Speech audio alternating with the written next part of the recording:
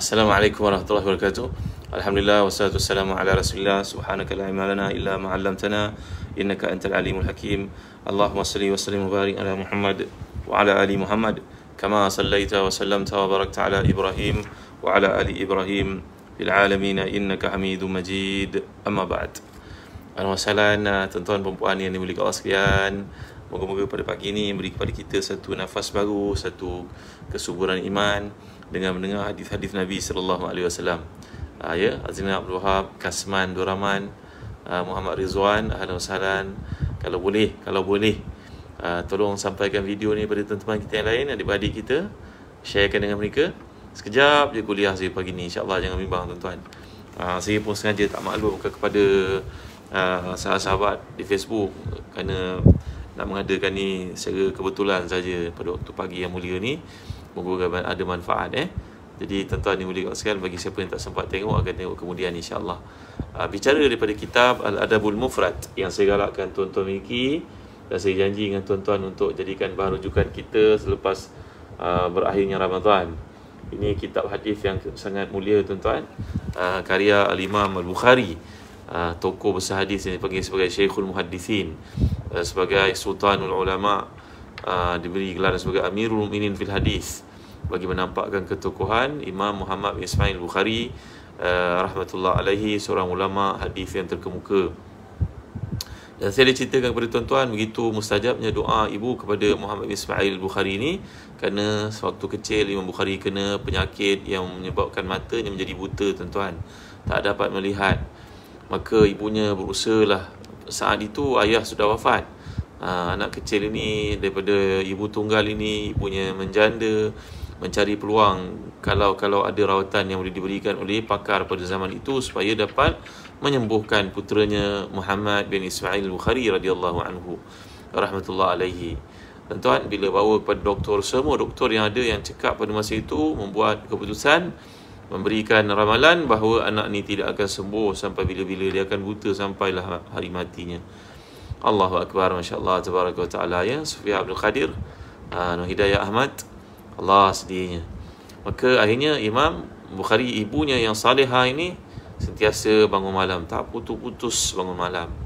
Ya, ibu-ibu yang dimuliakan Allah sekalian, andai kalian diuji oleh Allah dengan kematian suami sebagai contohnya, ialah musim Covid ni tuan-tuan, macam-macam perkara berlaku. Mohonlah kepada Allah SWT supaya mati kita dalam keadaan baik, diridai oleh Allah SWT. Maka yang mulia Tengku Murni, Al-Hasan Haji Hamidah, terima kasih kerana hadir. Jangan lupa share sekejap je video saya pagi ni, insya-Allah. Maka akhirnya Imam Bukhari, ibunya ini sentiasa bangun tanpa penat. Bangun diceritakan oleh Al-Imam Suki dalam Al-Imam Tajuddin Suki dalam Tabaqat Asy-Syafi'iyah. Maka akhirnya ibu yang mulia ini bersua dengan satu mimpi yang indah pada waktu malam. Mimpi yang indah ni biasanya hadir sebelum subuh tuan-tuan. Lazimnya orang ni kalau dibangun tahajud, kemudian keletihan menguasainya, ditidur sekejap sebelum subuh bagi menghilangkan kelelahan itu, pada waktu itu hadir mimpi-mimpi yang baik sebagai hadiah daripada Allah SWT. Yang dinyatakan dalam hadis sahih riwayat Bukhari bahawa Nabi SAW sabda, "Ar-ru'ya juz'un min 46 juz'an min nubuwah." Sebenarnya mimpi itu adalah menduduki 1/46 daripada wahyu yang Allah berikan kepada seseorang Nabi. Berarti ada satu bahagian mimpi itu merupakan pemberitahuan gaib oleh Allah SWT untuk orang-orang yang terpilih. Kini Imam Bukhari, ibunya tadi, bangun tanpa henti-henti, tahajud, berdoa, bermunajat, menangis pada waktu malam, mohon kepada Allah supaya dikurniakan puteranya. Terima kasih Zaitun Osman, terima kasih Nuraidah Ismail, terima kasih Kamisai Cemas, terima kasih. Tolong share. Maka akhirnya ibu ini bermimpi melihat Nabi Ibrahim. Dalam mimpinya datang beritahunya, "Wahai amat Allah, ya amat Ar-Rahman, wahai hamba Allah, hamba Ar-Rahman, gembiralah kamu bahawasanya anakmu telah pun dicelikkan matanya oleh Allah. Bangun nanti, usaplah matanya, ia akan bercahaya kembali. Aku merupakan Ibrahim AS." Maka ibu yang mulia ni pun bangkit, tersedar dari tidurnya, dan mendapati puteranya Muhammad bin Ismail Bukhari itu telah dapat melihat semula. Ni antara karamah Imam Bukhari dari kecil tuan-tuan. Banyak lagi nanti kita akan belajar. Jadi pada pagi ni saya nak ajak tuan-tuan untuk merenungi kitab yang penting karya Imam Bukhari ini. Besar kitab ni tuan-tuan, puas pegangnya. Al-Adabul Mufrad, pada mengkisahkan tentang akhlak Rasulullah sallallahu alaihi wasallam. Bagaimana kita nak berlatih dengan akhlak Nabi sallallahu alaihi wasallam, kerana Nabi telah bersabda innamal hilmu bitahallum. Sungguhnya akhlak yang mulia itu datang dengan latihan. Mungkin pada waktu ini anak-anak berada di rumah, tunjukkanlah akhlak yang baik tuan-tuan. Kerana apa yang dilakukan oleh kita itu menjadi cerminan untuk anak-anak kita di luar. Andai kita gagal, rugilah kita dan budi bicara kita yang kasar. Maklumlah kadang-kadang kesempitan hidup, tekanan, kawasan yang kecil, ada berbagai-bagai faktor yang boleh menyebabkan seseorang itu bertukar menjadi singa, marah pada bukan tempatnya, bengis dan sebagainya tuan-tuan. Marah itu tak salah, marah untuk mempertahankan hak Allah. Mari kita belajar sesama tuan-tuan ya. Kita telah pun menjangkau ke bab yang kelima daripada kitab yang mulia ni, Al-Adabul Mufrad. Dari tuan-tuan minat, tuan-tuan dapatkan daripada Zahzan Travel kitab ini ya.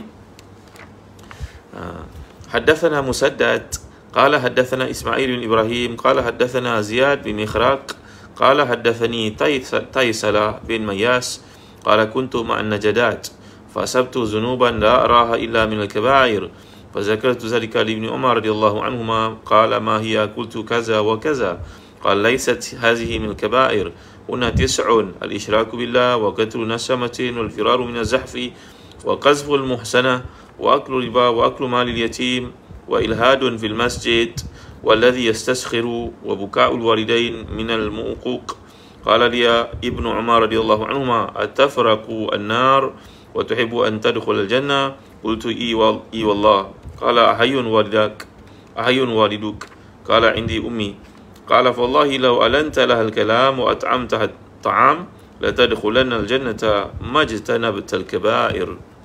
Hadis ini riwayat daripada Musaddad, daripada Ismail bin Ibrahim, daripada Ziyad bin Mikhraq berkata, aku mendengar Taysalah bin Mayas berkata, aku bersama dengan Najadat. Najadat ni tuan-tuan rahmati dan dikasihkan, kalau kita lihat dalam kitab-kitab hadis merujuk kepada Najdah bin Amir al-Khariji. Najdah bin Amir al-Khariji ni adalah seorang daripada kalangan Khawarij. Orang Khawarij adalah satu firqah dalam Islam, satu kumpulan, satu puak dalam Islam. Ya, Puan Azizah yang mulia Tengku Murni, iaitu mereka ni yang saya sebutkan tadi, Najdah bin Amir merupakan seorang Kharij. Khariji ni makna orang Khawarij. Orang Khawarij beranggapan bahawa dosa-dosa besar menyebabkan seseorang itu diumbankan masuk ke neraka. Tiada peluang untuknya bertaubat.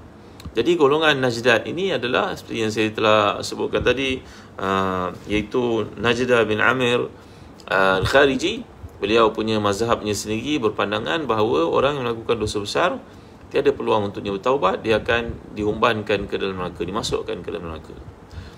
Maka dalam hadis ini, Taysalah merupakan seorang sahabat yang muda, datang berjumpa dengan Najdah bin Amir, orang Khawarij ini yang punya pengaruh dan mempunyai mazhab sendiri, mempunyai pengikut-pengikut sendiri. Dan antara anggapan Najdah bin Amir ini adalah pelaku dosa-dosa besar, baginya neraka, tiada peluang untuknya bertaubat. Ini pandangan mazhab Khawarij, tuan-tuan yang mulia Allah sekalian. Khawarij ini kita tahu merupakan satu puak yang asalnya memberikan ketaatan kepada Sayyidina Ali karramallahu wajhah, tapi akhirnya oleh kerana ketidakpuasan hati di sudut politik, maka mereka telah pun mengisytiharkan diri keluar dari sokongan kepada Sayyidina Ali Amirul Mukminin, bahkan telah pun melakukan satu konspirasi untuk membunuh Sayyidina Ali, dan itulah yang berlaku, dan berusaha juga untuk membunuh Muawiyah radhiyallahu anhum wa radhahum ajma'in. Jadi ni puak Khawarij tuan-tuan ya. Mereka akhirnya membentuk satu independent punya society, kumpulan yang jauh dari Madinah, dan mengisytiharkan perang terhadap Islam pada masa itu, dan pandangan-pandangan dari sudut akidah yang berbeza daripada kita Ahlus Sunnah wal Jamaah. Jadi anak muda ini akhirnya berpeluang untuk bertemu dengan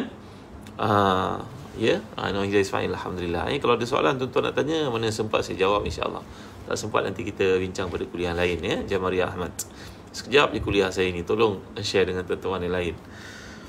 Jadi anak muda ini berpeluang jumpa dengan salah seorang daripada Ahbarul Ummah, antara orang yang paling alim dalam umat Nabi Muhammad SAW, iaitu Abdullah bin Umar radhiyallahu anhuma. Siapa tidak kenal Abdullah bin Umar? Ini ada beberapa orang Abdullah. Ibnu Umar namanya Abdullah bin Umar, Ibnu Abbas Abdullah bin Abbas, Ibnu Amr iaitu Abdullah bin Amr, Ibnu Mas'ud Abdullah bin Mas'ud. Mereka ni merupakan ibadullah, jamak kepada Abdullah, ibadullah, yang sangat faqih di kalangan sahabat-sahabat Nabi yang masih muda, tapi punya potensi ilmu yang sangat tinggi. kesungguhan mereka menuntut ilmu pada masa itu.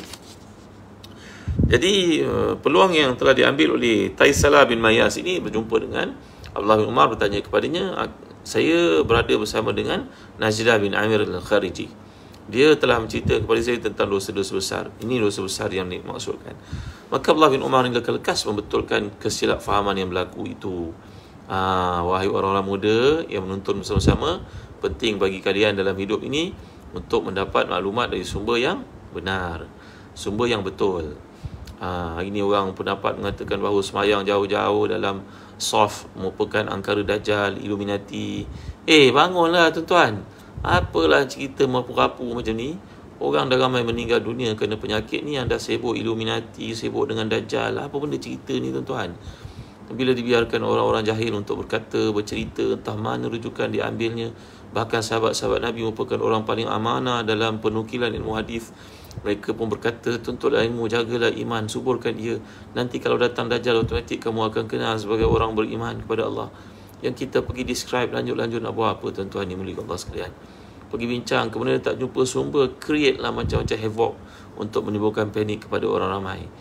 Apa anda dapat bila anda cerita bahawa itu clock tower di Mekah itu tanda Dajjal? Apa anda dapat bila cerita tanda mata pada $1 Amerika itu, duit dolar Amerika itu merupakan isytihar perang daripada Dajjal? Apa yang anda dapat? Bangunlah daripada tidur tuan-tuan, yang pergi berfikir cara Illuminati, cerita tentang Dajjal. Apa manfaat kepada kita tuan-tuan ni, mulia Allah sekalian? Jadi dengar daripada sumber yang betul. Kalau kita bertanya tentang perubatan, tanya pada doktor, jangan tanya pada ustaz. Ustaz dia tak tahu tentang perubatan ni, melainkan sedikit itu pun didengar-dengar daripada orang. Kalau kita tanya bab agama, jangan tanya pada polis. Polis adalah penguatkuasa keselamatan, dia tak faham Quran hadis macam para ustaz. Gitu tuan-tuan ni, mulia Allah sekalian. Senang hidup ni kalau kita menjadikan rujukan dari sumber yang betul. Ya. Jadi apa yang berlaku kepada Taisalah bin Mayas ini, orang muda ini, bila dia belajar daripada seorang yang punya ketokohan, punya pengaruh.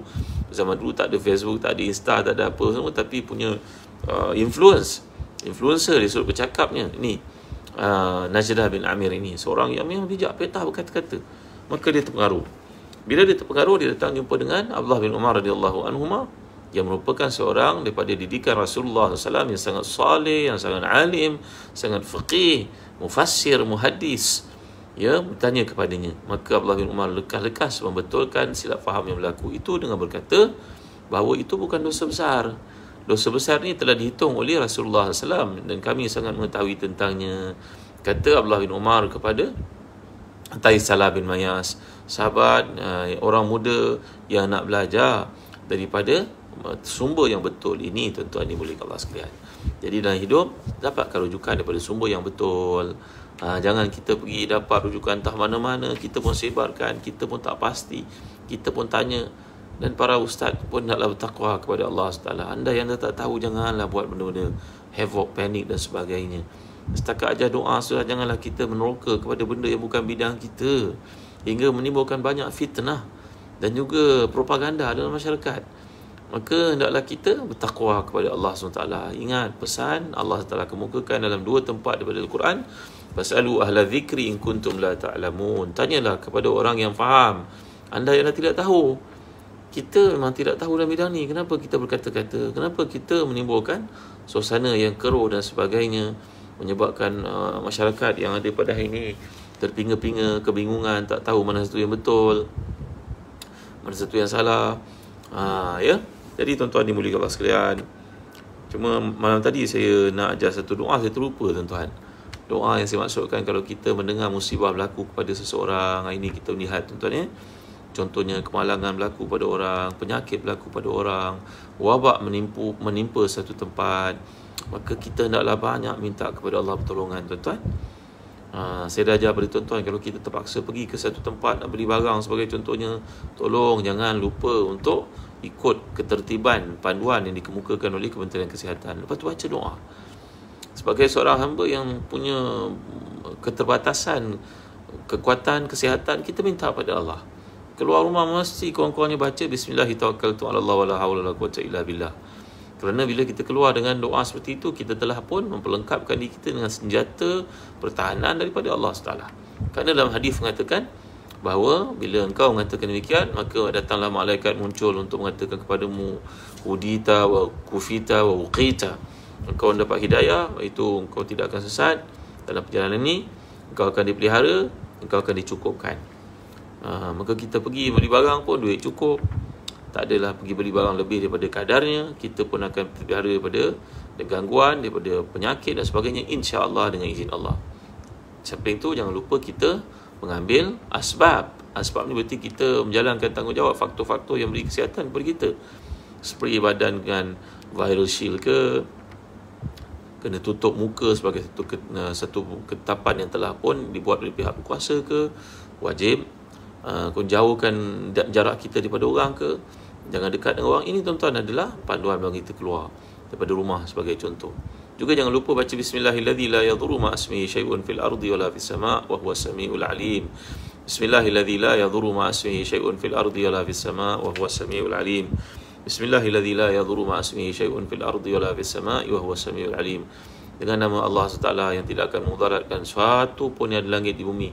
Wa huwas samiul alim, dia Maha mendengar lagi Maha mengetahui. Ini doa yang kita bacakan kerana riwayat daripada Utsman bin Maz'un dalam Tirmizi bahawa ada seorang sahabat ditimpa penyakit, sedangkan dia mengajar kepada sahabat lain doa itu, zikir itu, bismillahirrahmanirrahim itu. Bila tanya kepadanya, ternyata pada hari dia ditimpa penyakit itu, dia terlupa mengamalkannya. Rupa-rupanya penyakit ni ibarat binatang buas, tuan-tuan, yang menanti saat kita alpa lalai untuk menerkam kita rupa-rupanya. Andai kita melihat seorang ditimpa musibah ini, kita dengar di sana, kita dengar di sini, dengar orang tu meninggal dunia, Allahu Akbar, muda lagi dia meninggal dunia, contoh tuan-tuan, maka kita amalkan satu doa yang Nabi ajar kepada kita. Alhamdulillahilladzi afani mimma ibtalahu bihi wa faddalani ala kathirin mimman khalaqa tafdila. Alhamdulillahilladzi afani mimma ibtalahu bihi wa faddalani ala kathirin mimman khalaqa tafdila. Alhamdulillahilladzi afani mimma ibtalahu bihi wa faddalani ala kathirin mimman khalaqa tafdila. Syukur pada Allah yang telah mengafiatkan aku daripada apa yang menimpanya. Sesungguhnya Tuhanku telah pun memberi kepada aku kurniaan yang sangat banyak dalam berbagai perkara. Dalam hadis Nabi bersabda, siapa mengamalkan doa ini waktu dia melihat orang lain ditimpa musibah, dia tidak akan ditimpa musibah yang menimpa orang itu. Nak belajar tuan-tuan doa ni. InsyaAllah nanti Ustaz Syafiq Murad masukkan dekat Telegram sahabat Ustaz Zahazan. Yang belum join Telegram sahabat Ustaz Zahazan, dipersilakan untuk masuk. Kita pergi kat bahagian Telegram tu kan, apps Telegram tu, cari sahabat Ustaz Zahazan, boleh join. InsyaAllah nota dan juga doa yang disampaikan dalam setiap kuliah adalah insan-insan mulia yang berkesempatan dapat menyalinnya. Mudah-mudahan menjadi rujukan untuk kita musrahkan bersama keluarga kita selepas ni, tuan-tuan. Amalkan doa ni kerana hadis mengatakan siapa yang mengamalkan doa ni, dia tidak akan ditimpa musibah yang menimpa orang yang dilihatnya berlaku padanya itu. Alhamdulillahilladzi afani mimma ibtalahu bihi wa faddalani ala kathirin mimman khalaqa tafdila. Syukur pada Allah yang telah mengafiatkan aku daripada apa yang menimpanya. Sesungguhnya Tuhanku telah memberikan kepada aku kurniaan yang sangat banyak. Nabi bersabda, siapa yang mengamalkan doa ni, dia akan selamat daripada ujian yang menimpa orang yang dilihatnya itu. Baik tuan-tuan, kembali kepada perkara ini tadi, saya terlupa bagi tuan-tuan yang kesempatan, marilah kita dapatkan Habatus Sauda Birka dari Zahazan Travel. Nampak ni? Nampak? Ini adalah Habatus Sauda yang kita lihat dalam hadis. Kami telah memproses yang bentuk yang mudah untuk digunakan, kerana dalam hadis Nabi menyahut sabda Nabi, siapa yang menggunakan Habatus Sauda maka ia merupakan keberkatan, kesihatan, penyembuhan daripada semua penyakit melainkan kematian, kata Nabi kita sallallahu alaihi wasallam. Kami telah proses dalam bentuk seperti ini, nampak? Mudah untuk digunakan. Kalau berminyak, kalau dalam keadaan minyak mungkin tekak kita tak dapat nak nikmati, mungkin boleh tersekat kat tekak. Kalau kita gunakan bijirin itu pun tak mudah untuk ditelan, tapi dia telah diproses seperti ini. Tuan-tuan boleh gunakan. Bismillahirrahmanirrahim.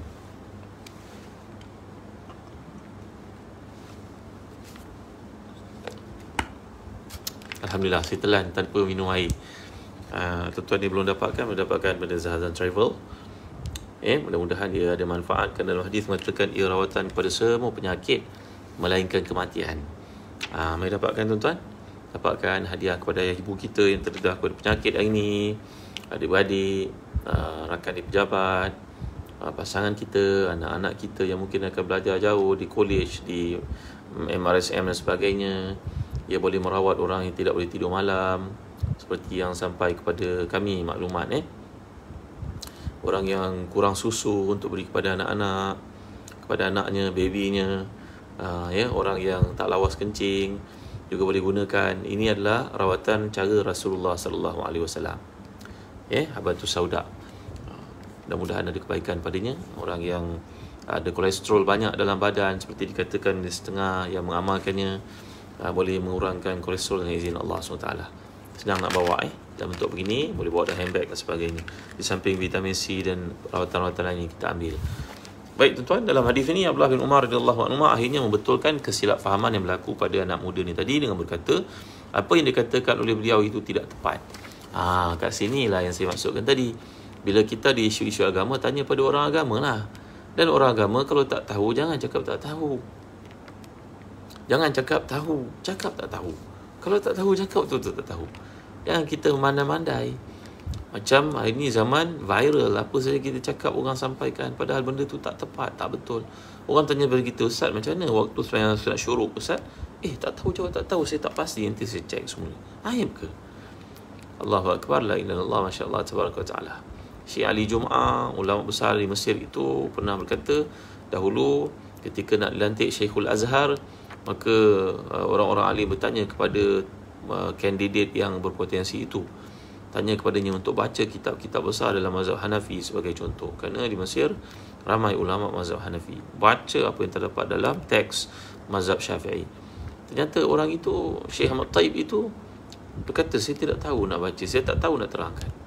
Dengan sebab katanya tidak tahu itu, dia dilantik menjadi ulama besar Azhar, tuan-tuan. Allahu Akbar. Imam Malik berkata, janganlah malu seseorang itu untuk mengatakan aku tidak tahu pada benda yang tidak tahu, kerana tidak tahu itu adalah 1/3 daripada ilmu. Jadi para ustaz ini mulia Allah sekalian, kalau orang tanya kepada kita soalan tak tahu, jawab tak tahu. Jangan kita mandai-mandai bercerita menyebabkan orang ke laut, menyebabkan orang sesat dan sebagainya. La ilaha illallah Muhammadur Rasulullah. Jadi apa yang kita tidak tahu, tanya pada orang yang lebih tahu. Dan jangan kita menyampaikan satu benda dalam keadaan kita tidak ada ilmu kat situ. Jadi orang muda ini, Taisalah bin Mayas, datang berjumpa dengan Abdullah bin Umar radhiyallahu anhu. Maka Abdullah bin Umar radhiyallahu anhu telah membetulkan silap faham tersebut dengan mengatakan, aku belajar daripada Rasulullah SAW, dosa-dosa besar ni sebenarnya terletak pada 9 perkara.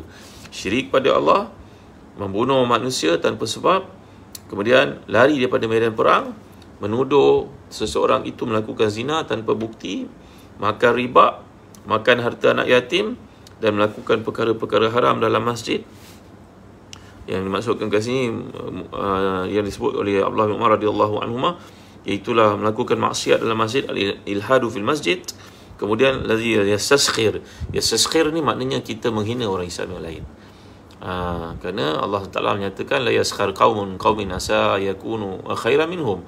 Usaha mencela, mengkeji, memfitnah, menghina, memburuk-burukkan, merendah-rendahkan orang adalah satu perbuatan yang haram, terutamanya kepada orang beriman.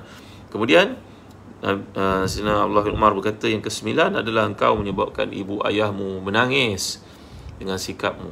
Kalau kita jerkah ibu ayah pun, menyebabkan mereka tersentak pun, dah ada jadi dosa besar. Ini kan pula kalau tindakan kita menyebabkan mengalir air mata di pipi tua seorang lelaki ataupun seorang perempuan yang merupakan ayah ibu kita, lagilah dosa besar, tuan-tuan.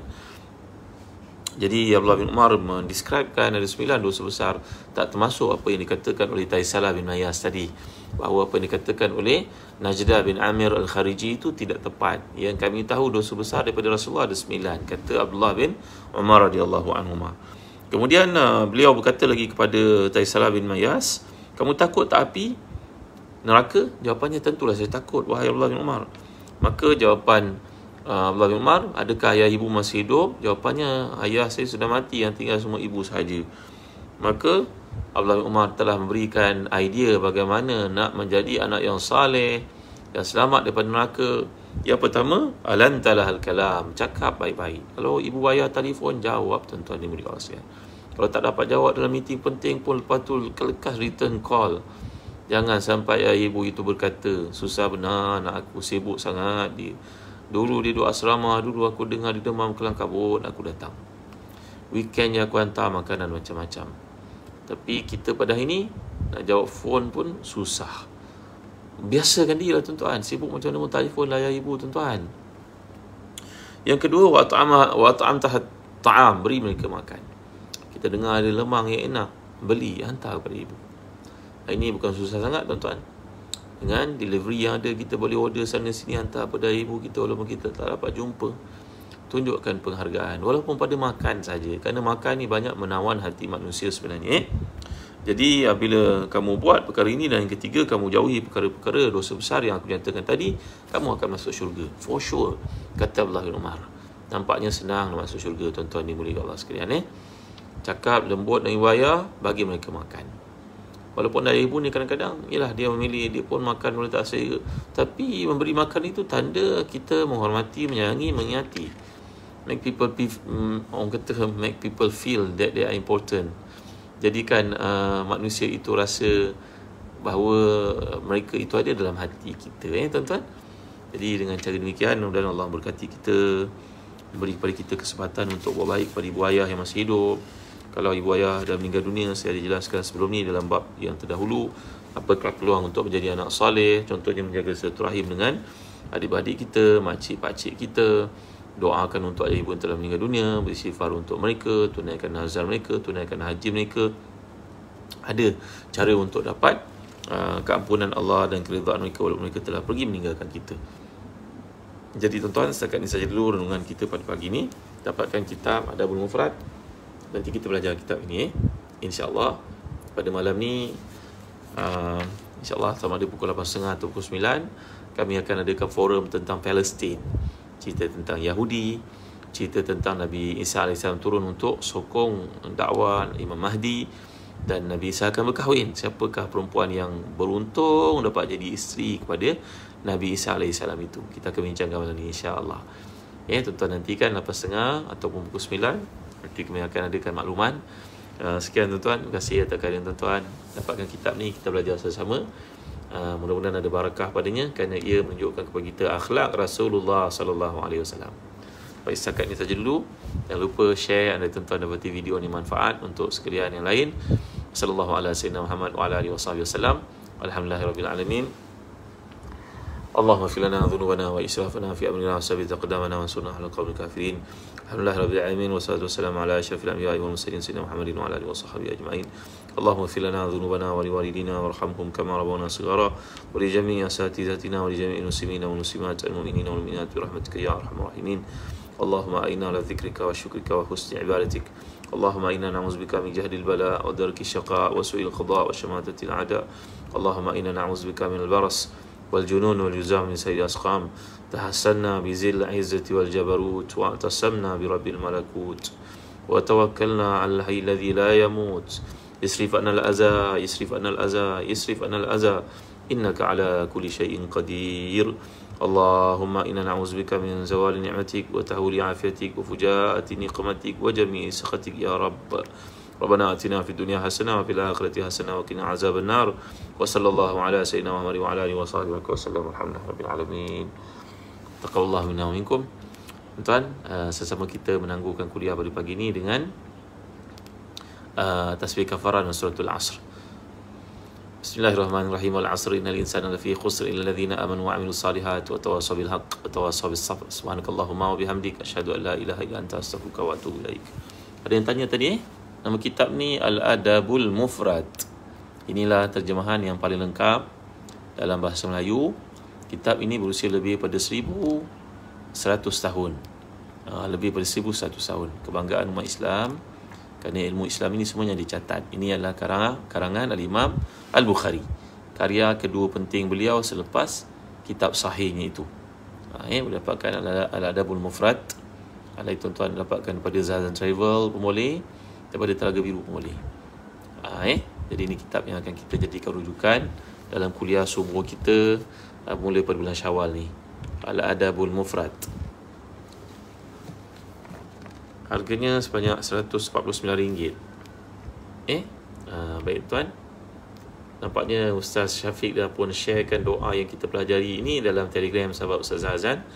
Harap tuan-tuan dapat masuk di Telegram sahabat Ustaz Azan, siarkanlah perkara-perkara kebaikan kat situ. Ya. Jadi sekian tuan-tuan, jumpa lagi pada kuliah yang akan datang. Sallallahu alaihi wasallam Muhammad wa ala alihi wasallam. Wassalamualaikum warahmatullahi wabarakatuh.